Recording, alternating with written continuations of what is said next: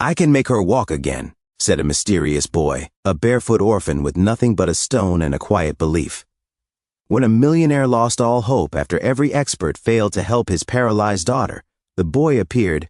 He wasn't a doctor, but the one person who could heal the child. Was he a miracle or a cruel illusion? Find out in today's story, and please let us know where you're listening from. On a cool spring evening in the heart of Freedom Plaza, Philadelphia, the square hummed with life. Street musicians strummed their guitars, children ran between water fountains, and the air was thick with the scent of kettle corn and hot pretzels. Amid this vibrant scene, Richard Blake, a man dressed in an immaculate suit, sat quietly on a weathered bench. His wristwatch sparkled under the fading sun, and his smartphone lay forgotten in his lap. Beside him, in a sleek custom wheelchair, sat his 9-year-old daughter, Sarah Blake.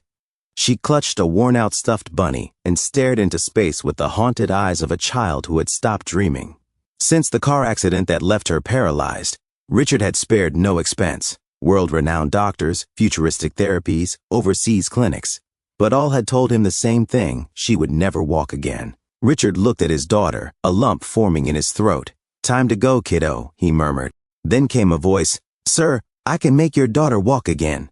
Richard turned, startled, to find a barefoot boy, no older than 8, standing before them.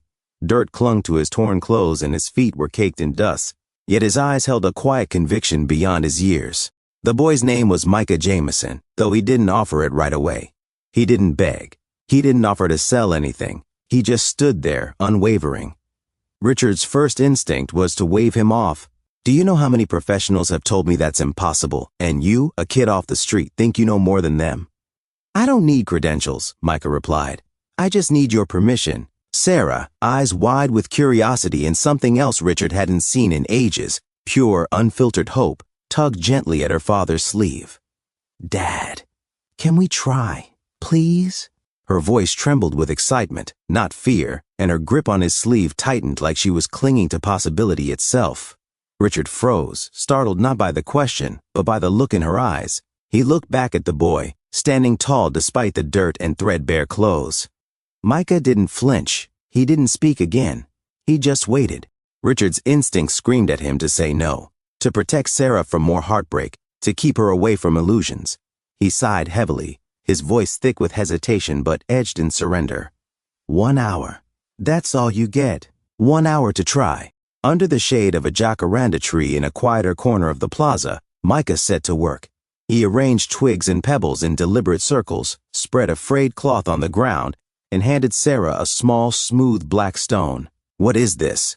Richard asked, watching with narrowed eyes. "It's a reminder," Micah said. "She needs to remember walking, not with her legs, yet, but in her mind." Micah knelt before Sarah. "Close your eyes. Feel the wind in your hair. Feel the grass beneath your feet. Imagine running." Tears welled up in Sarah's eyes, gathering so quickly they clung to her lashes like tiny crystals.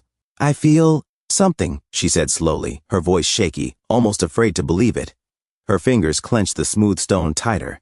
"I think I felt my legs. Just a little, like a ripple under the surface." She opened her eyes, staring down at her legs with newfound focus, as though trying to will the sensation to return. Her whole body was still, but her spirit surged.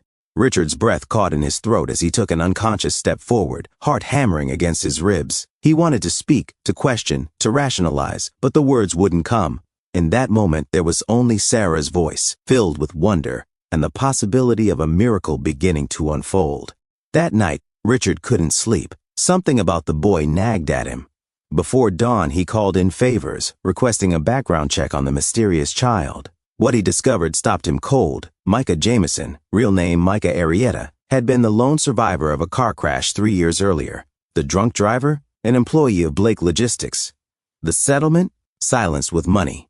Richard had buried the story to protect his company, to safeguard the empire he had built with calculated decisions and flawless public relations.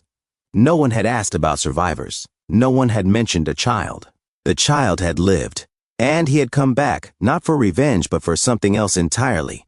Following a lead, Richard ventured into Kensington, to a shack with a sign that read, "Dr. Harold Amos, free rehab." No promises, only gratitude.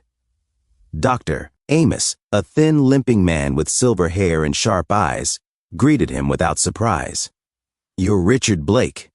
Micah said you'd come? The retired doctor confirmed Micah's story. Paralyzed, abandoned, healed through unconventional therapy and a will of iron. That boy healed himself, Amos said, handing Richard a tattered notebook. I just showed him how to believe again. Back at the mansion, Richard invited Micah to stay.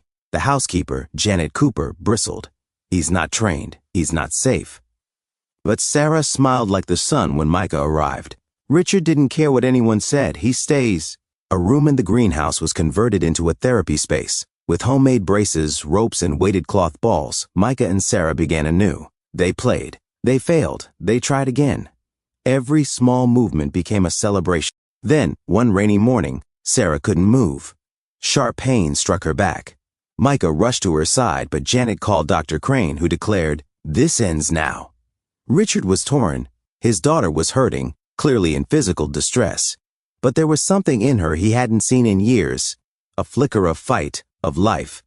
She wasn't hopeless anymore. Sarah, choking back sobs, clutched his arm and begged, "Don't send him away."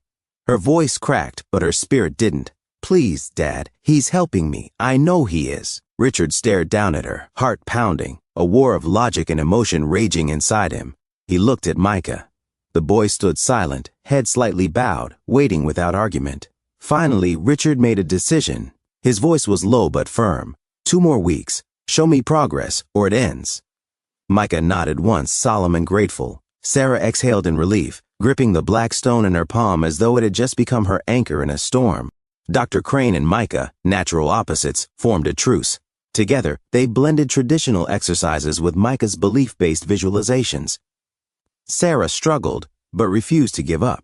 Every session pushed her to her limits, both physically and emotionally. But she pressed forward, driven by Micah's quiet encouragement and her own burning desire to reclaim a part of herself.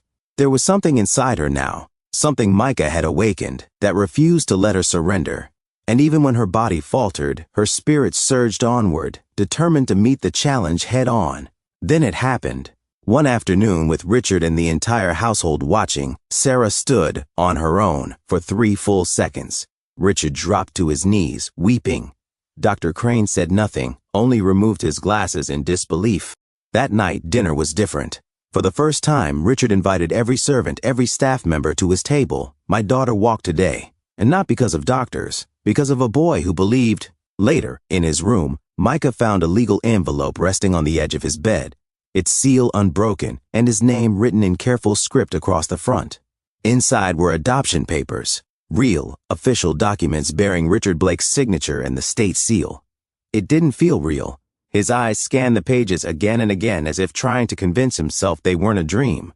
He looked up just as Richard entered the room, his expression soft but serious.